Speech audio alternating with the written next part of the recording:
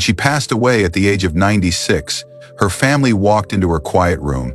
On one of the walls, they saw something unusual. It wasn't a photo, it wasn't a painting. It was 6 simple sentences written in her own handwriting. 6 secret tips she had lived by after turning 70.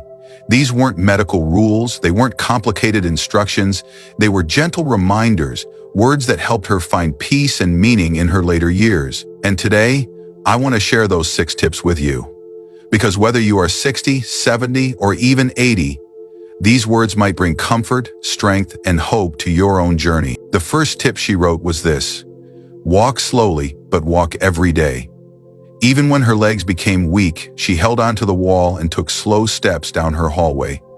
She believed that movement, no matter how small, was life itself. A walk doesn't need to be long or fast. Just standing, moving your feet, and feeling your body alive is enough.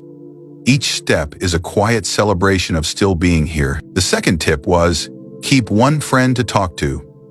As she grew older, many friends passed away, and her days became quieter.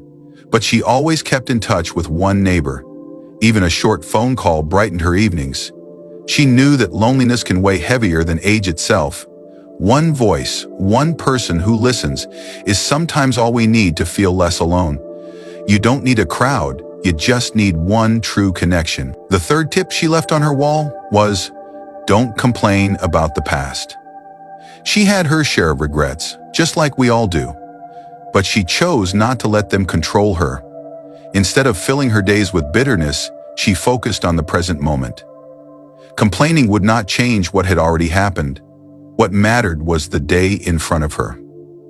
She taught herself to let the past rest so she could live with more peace today. The fourth tip was, share something small every day.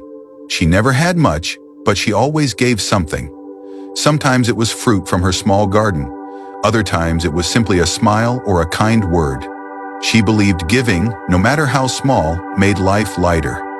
When we share even the simplest things, we remind ourselves that we are still connected to others and our lives still have value. The fifth tip she wrote was rest without guilt.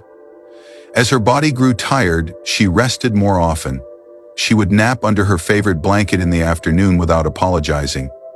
She never felt guilty about needing more rest.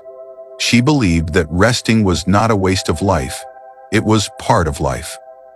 As we age, our bodies ask for peace, and it is not weakness to listen, it is wisdom. And finally, her sixth tip was, thank the morning. Every day when she opened her eyes, she whispered the words, thank you. It didn't matter if the day was busy or slow, easy or hard. She believed gratitude was the secret to keeping her heart young. Each morning was a gift.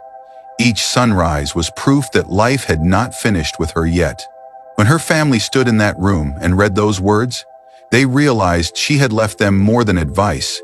She had left them a way of living. 6 sentences written on a wall, but carrying a lifetime of wisdom. Her wall may now be empty, but her words remain alive. They remind us that even after 70, after 80, even after 90, life still holds meaning if we choose to walk, connect, forgive, share, rest, and give thanks. If this story touched your heart, share your thoughts in the comments. Write "Wisdom lives on" below and let us know where you're watching from.